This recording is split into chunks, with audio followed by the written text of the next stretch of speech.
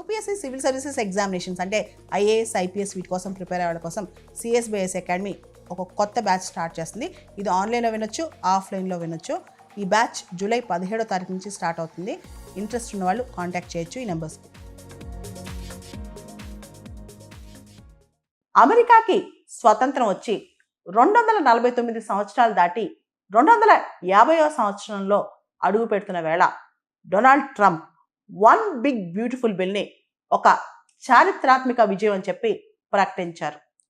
ఈ one big beautiful bill ఇప్పుడు ఒక్క అడుగు దూరంలో ఉంది. ఇది కనుక డొనాల్డ్ ట్రంప్ సంతకం పెడితే అమెరికాలో చాలా మార్పులు వచ్చే అవకాశం కనిపిస్తుంది. ముఖ్యంగా 2017లో డొనాల్డ్ ట్రంప్ ఏదైతే కార్పొరేట్స్కి బిజినెసెస్కి ట్యాక్స్ కన్సెషన్స్ ఇచ్చాడో అవన్నీ కూడా ఇప్పుడు శాశ్వతంగా కార్పొరేట్స్కి బెనిఫిట్ చేకూరే విధంగా, అంటే దాదాపు 4.5 ట్రిలియన్ ట్యాక్స్ కన్సెషన్స్ అనేవి బిజినెసెస్కి పర్మనెంట్గా ఇవ్వబోతున్నారనమాట. అంతేకాదు అమెరికాలో డిఫెన్స్, మిలిటరీ మరియు బార్డర్ సెక్యూరిటీ స్పెండింగ్ బాగా పెంచనున్నారు. America border management, defence, military ఇవన్నీ కూడా బాగా పెంచనున్నారు. వాటన్నిటితో పాటు డొనాల్డ్ ట్రంప్ మనకు తెలుసు, ఇంతకుముందే ఆయన ప్రెసిడెంట్ అయినప్పుడు పారిస్ క్లైమేట్ డీల్ నుంచి బయటకు వచ్చేసారు. క్లీన్ ఎనర్జీ, ఈ వెహికల్స్కి ఇచ్చే సబ్సిడీస్ ఇవన్నీ నాకు పట్టవు, అవన్నీ ఆపేస్తున్నానని చెప్పేశారు. ఇప్పుడైతే ఈ వన్ బిగ్ బ్యూటిఫుల్ బిల్లో ఈ వెహికల్స్, క్లీన్ ఎనర్జీ వీటన్నిటికీ ఇచ్చే సబ్సిడీస్ అని చాలా వరకు తగ్గించేశారు. అంటే క్లైమేట్ చేంజ్ ప్రామిసెస్తో నాకు సంబంధం లేదు, అమెరికాకి బిజినెస్ చాలా ఇంపార్టెంట్ అని. మనందరూ తెలుసు, ఎలాన్ మస్క్ టెస్లా కూడా ఇది పెద్ద దెబ్బే. 2017లో డొనాల్డ్ ట్రంప్ మొదటిసారి అమెరికా ప్రెసిడెంట్ అయినప్పుడు ఏదైతే వ్యాపారాలకి ట్యాక్స్ బెనిఫిట్స్ ఇచ్చాడో అవి పూర్తి స్థాయిలో ఇప్పుడు ఆ బెనిఫిట్స్ని శాశ్వతం చేసేస్తున్నాడు. అంటే అమెరికా ఇప్పుడు రిచ్ పీపుల్కి, హై నెట్వర్క్ ఇండివిజువల్స్కి, అమెరికాలో బాగా డబ్బులున్న వాళ్ళదే రాజ్యం అనమాట. ఇకపైన ఇంకా పెద్ద రాజ్యం అవుతుంది వాళ్ళది, అంటే వాళ్ళదే అమెరికా అవుద్దనమాట. అమెరికాలో క్లాసీ పీపుల్, బాగా డబ్బులు సంపాదించే వాళ్ళు అమెరికాలో ఉండాలి, పెద్ద పెద్ద వ్యాపారాలు చేసేవాళ్ళే. దీని వెనకాల అదే కనిపిస్తుంది. దాంతోపాటు అమెరికాలో ఏదైతే గ్రీన్ ఎనర్జీ ఇనిషియేటివ్స్ ఉన్నాయో, అంటే వాతావరణ మార్పును ఆపడానికి గ్రీన్ ఎనర్జీ దిశగా ఇనిషియేటివ్స్ ఉన్నాయో వాటన్నిటికీ సపోర్ట్ ఆపేశారు. దాంతోపాటు అమెరికాలో మెడికల్ ఎయిడ్ కానీ, ఫుడ్ సెక్యూరిటీ ప్రోగ్రామ్స్ కానీ, ఓవరాల్గా అమెరికాలో సోషల్ సెక్యూరిటీ, ఇంకా చెప్పాలంటే సంక్షేమానికి సంబంధించిన మనీ మొత్తం సగానికి సగం కోత విధించాడనమాట. అంటే అమెరికాలో కార్పొరేషన్స్, పెద్ద పెద్ద వ్యాపారవేత్తలు, బాగా డబ్బులు సంపాదించే వాళ్ళు, పెద్ద పెద్ద బిజినెసెస్ వాళ్ళు హ్యాపీ ఫీల్ అవుతున్నారు. లో ఇన్కమ్, చాలా తక్కువగా సంపాదించే వాళ్ళు, హాస్పిటల్స్, హెల్త్ కేర్ సిస్టమ్స్, తర్వాత క్లీన్ ఎనర్జీ, ఏదైతే క్లీన్ ఎనర్జీ ఇనిషియేటివ్స్ ఉన్నాయో అదంతా ఎఫెక్ట్ అవుతుంది. వీటన్నిటితో పాటు యాంటీ ఇమిగ్రేషన్, వలసలకు వ్యతిరేకంగా చాలా ఫండింగ్ ఇస్తున్నాడు అనమాట. అంటే ఇమిగ్రేషన్ ఎన్ఫోర్స్మెంట్ ఆఫీసర్స్ని కొత్తగా 10,000 మంది రిక్రూట్ చేసుకుంటారంట. ఇమిగ్రేషన్ జడ్జెస్ని కూడా బాగా పెంచుతున్నారంట. యాంటీ ఇమిగ్రేషన్ డ్రైవ్స్ కోసం ఫండింగ్ పెంచుతున్నాడు. అంటే ఏంటంటే ఇక నుంచి ఎవరైతే అమెరికాకి ఇల్లీగల్గా ఇమిగ్రేషన్స్కి వస్తారో వాళ్ళని చెక్ చేయడానికి విపరీతమైన డబ్బులు ఖర్చు పెడుతున్నారు ఈ వన్ బిగ్ బ్యూటిఫుల్ బిల్లో. దీనివల్ల అమెరికాలో విపరీతమైన డెఫిసిట్ పెరుగుద్దంట. అమెరికాలో చాలా డెఫిసిట్ పెరుగుద్ది. ఆల్రెడీ అమెరికాలో $36-37 ట్రిలియన్ బడ్జెట్ డెఫిసిట్ ఉంది, నేషనల్ డెఫిసిట్. దీనివల్ల ఇంకా అరౌండ్ $4.5 to $5 ట్రిలియన్ డెఫిసిట్ పెరిగే అవకాశం ఉందని చెప్తున్నారనమాట.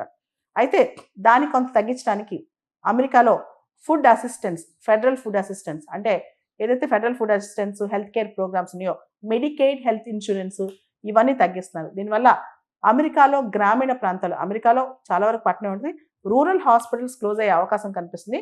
చాలా మంది హెల్త్ ఇన్సూరెన్స్ పోగొట్టిన అవకాశం కనిపిస్తుంది అనమాట.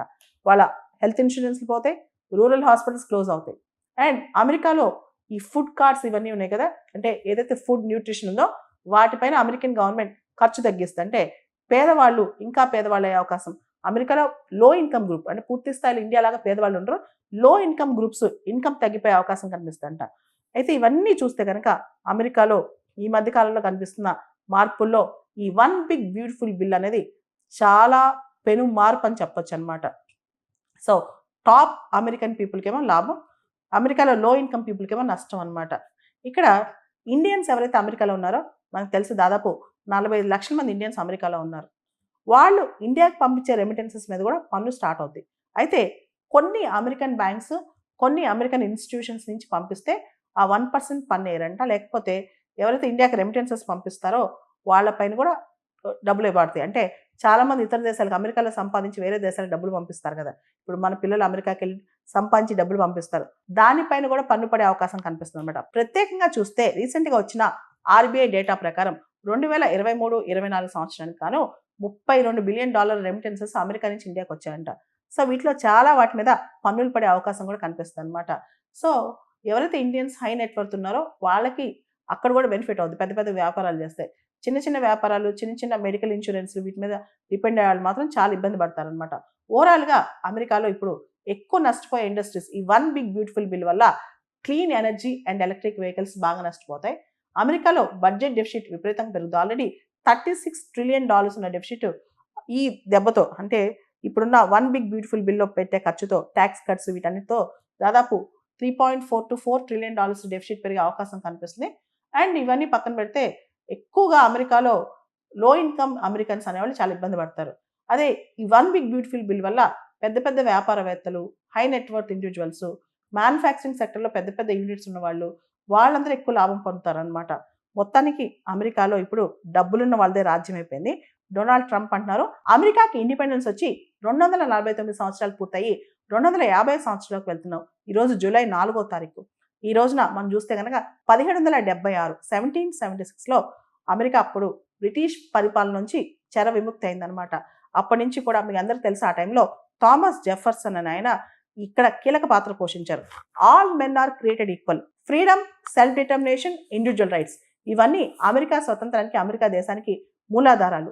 సో ఇప్పుడు మొత్తం ఈ సంవత్సరం మొత్తం కూడా 250th యానివర్సరీ అంటే వచ్చే సంవత్సరం 250 సంవత్సరాలు పూర్తవుతాయి. ఈ సంవత్సరం అమెరికాకి స్వతంత్రం వచ్చి 249 సంవత్సరాలు పూర్తయిన సందర్భంగా అమెరికాలో అమెరికా 250 ఇనిషియేటివ్ అని చెప్పి విపరీతమైన సెలబ్రేషన్స్ తీసుకొస్తున్నారు. డొనాల్డ్ ట్రంప్ ఈ సందర్భంలో వన్ బిగ్ బ్యూటిఫుల్ బిల్ అనేది అమెరికా చరిత్రను మార్చేస్తుందని చెప్పి ప్రకటించారు.